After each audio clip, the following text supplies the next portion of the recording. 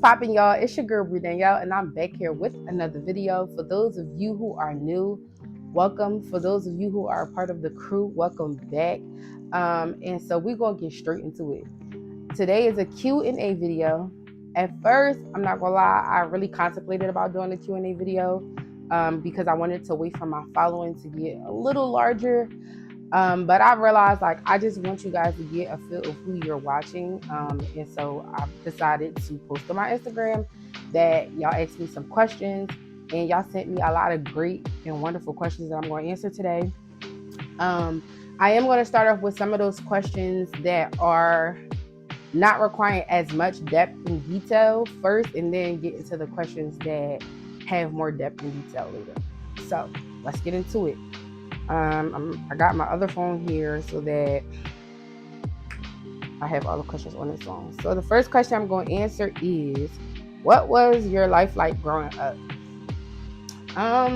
Growing up, I was raised in a single parent household. I am also an only child. Growing up, I feel like I had a good life. My mom did a wonderful job. I also feel like my mom did her best to preserve my innocence for as long as possible when it came to just life in general. I also never really felt like an only child growing up because I was raised around my cousins. I had cousins that were around my age, and so I spent a lot of time with my cousins. So that was like having siblings for me, and so I didn't really feel like an only child. You know, you do have those moments where you're at home with your mom by yourself and no siblings, but like it didn't really feel like a big deal. I also had a good village. Like, I was raised with a lot of my aunts, my uncles who helped raise me. I also had great aunties that raised me, and so I had a good, strong village growing up. I feel like, I don't know, I really enjoyed my life as a kid. Like, life comes with its own issues of life, but like I really feel like I had a good life growing up. And so that's kind of how life was for me growing up. Another question I'm going to answer next is, what are some of your self-care routines? I'm not gonna lie, I do feel like I've been not on top of my self-care routines lately, but externally, like little cute things that I like to do, I do like to get my nails done and my feet done. I also love skincare, so like I'm really into skincare. I like taking care of my skin. I love, all of the things skincare, face mask, eye mask, like exfoliation. Like, I really love those. I love the bubble baths. I love lighting candles. When it comes to the internal things, I love journaling out my thoughts, like whatever I'm feeling and whatever I'm going through, journaling and writing like a little bit of poetry, spoken word stuff really serves me a lot. I also I'm really into like art lately. So like drawing things, a lot of things that involve your hands. I like doing those things. So like drawing, creating stuff. A lot of like stuff on my other page, like creating like little posts and stuff like that, like having fun with those kind of things. I really enjoy doing that kind of stuff. I'm starting to get into working out. It's starting to feel good because it's starting to feel like it's a way for me to like release, like, and so like I really enjoy working out. I'm going to now answer this question of, why did I want to do a YouTube channel? Originally, I wanted to do a YouTube channel because I love makeup. That's another self-care thing I like to do. But I really enjoy doing makeup. So originally, this channel was geared towards like doing makeup, showing my makeup routine, showing my skincare routine and things like that. But the more that I get into connection with God, and the more that I pray about things, and the more that I do a little soul searching and purpose searching, I want the channel to be more geared towards encouraging people to become and be the best version of themselves. And yes, granted, I do want to add some makeup videos, and I do want to do other things to showcase like I'm a human, and there are many different characteristics to who I am. But I originally started this channel for makeup and self-care and skincare, things like that. But like I'm into mental health and things like that, so I want to bring that to the channel. Which ties into the next question is, why is doing this channel important to me? It's important to me because I want to share what I've learned with you all. So like I want to share my wisdom, I want to share my knowledge in hopes that it will encourage the next person and to keep pressing forward and to just be the best, like I said before, be the best version of themselves. I've always been into mental health. I've loved mental health before. I feel like it became so worldly aware, which I am grateful for, but I just want to be sure that I'm doing my part as well. So like I love encouraging people. I love validating people. I love like making people feel good regardless of what the circumstances look like, because we do go through trials, we do go through tribulations, and I don't want people to just give up in those moments, because those moments are just that and they're temporary. So I always want to be like of encouragement to people. The next question that I'm going to answer is, through your experience, what can you tell your peers about what God has done for you? And I think I also want to tie this into this other question that I had, was like, give us your testimony. So I feel like it'd be hard for me with the testimony thing, because like I said, I feel like overall I have a good life. I mean, life be lifing, but I try not to look at those things so much and trying to like change my mindset. But I feel like one of the most recent experiences that I've had with mainly with my mental health, I do have like moments where I struggle with my mental health a lot. I'm in my head a lot. I'm always like your own worst enemy kind of thing. I'm always in my head, and so like I had a season where like I was really struggling with my mental health. It felt dark. It felt very like hard. It felt hopeless. It felt like, to be honest, I wouldn't get out of it. And I would see testimonies about people being delivered out of what they were going through. And while I was in it, I just at the time really didn't feel like, I felt like that was where I was going to be forever. And so this was a season where I was praying a lot. I would be up 3 o'clock in the morning crying and praying to God, because for me, it was exhausting. It was overwhelming. And so like, it was just a lot. And so the testament is that God brought me through that, because now I don't feel that. I remember telling my friends one time, like, I just feel like it's this dark cloud that's over me. And I felt like, that it wasn't going anywhere. It wouldn't shake. But now I feel like I'm definitely in a better space. Like I feel like I see the light. Like I'm in, like, they say the light is at the end of the tunnel. I feel like I'm in the tunnel. I see the light. I'm not at the end of the tunnel just yet, but like I see the light and I'm walking towards the light and I feel way better. There are moments, there are times, there are days where like some days are better than others, but I can honestly say God has put me through one of the darkest times that I've had. And it's not to say that it was easy. I will lie to you if I say that it was easy. It wasn't easy. It was one of the moments where I felt like I was tussling with God the most. But it taught me a lot about myself. It taught me a lot about God, because I was in my word. I was in my prayer life. I was just fighting to become the best version of who God has called me to be. And so as a result, like, I can now see how God has pulled me out. I feel so much better mentally. I feel so much clearer. I feel so much lighter.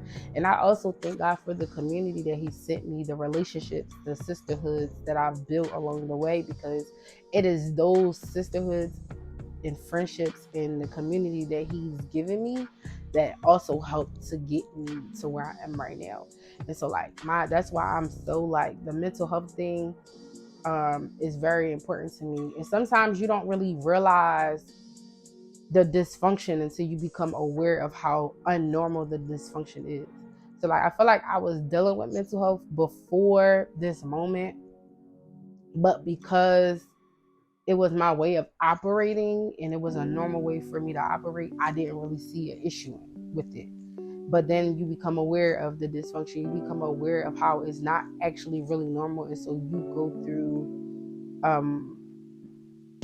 what you need to go through to kind of get the healing that God has for you. And so that meant praying, that meant reading my Bible. So those are some more self-care things that I really enjoy doing. I really enjoy reading my Bible and writing. But like, yeah, I would say like most recently my testimony is that like I really was in a hopeless dark space to a point where like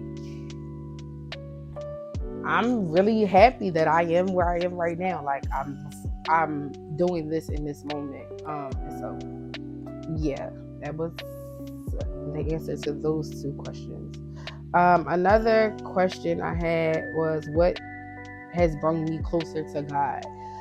I would say primarily praying, taking time out to really sit and pray and talk to God, because prayer is nothing but a conversation, but learning not to just talk to God but listen.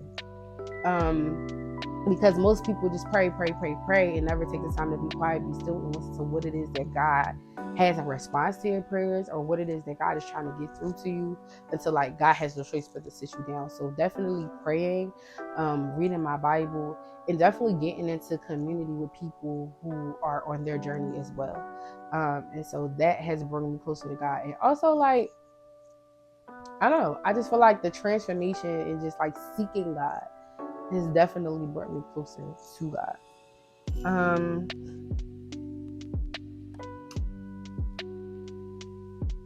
Let's see.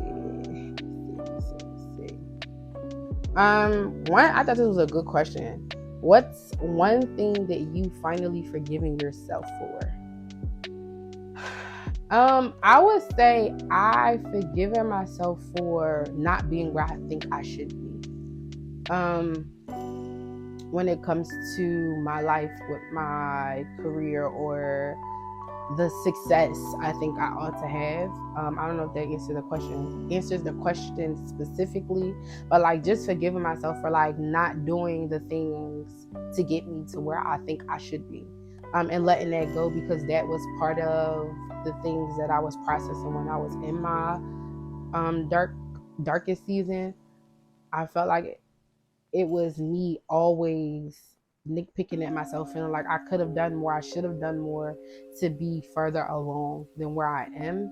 But like learning to like let go, let God, and forgive myself for that, because I'm right where God needs me to be, and where God wants me to be, and I'm learning what it is that God needs me to learn in these moments, and just like keeping my eyes on God.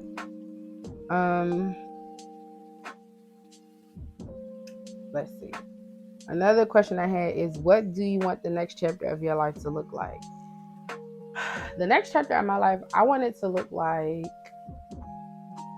one, I want my relationship with God to be top tier.